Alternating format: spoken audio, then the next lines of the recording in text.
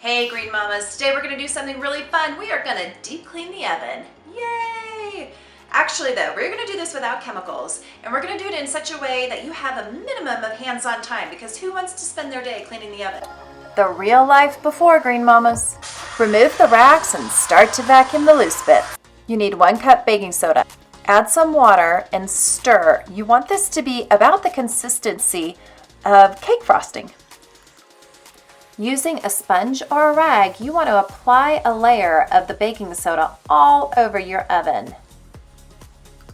Now comes the easy part. You're going to close the oven door and wait an hour. Line your tub with a towel, add a cup of borax, and fill with hot water to soak. Then I just grab our grill brush and I use it to scrape off all the rest of the little bits. After an hour, return to your oven with a spray bottle filled with vinegar and spray all over. Grab a wet rag and start to wipe. Now check out my clean oven.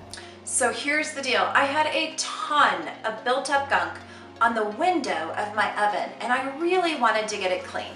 So I did the application with the baking soda and vinegar twice. And guys, it just didn't come up. So here's the deal.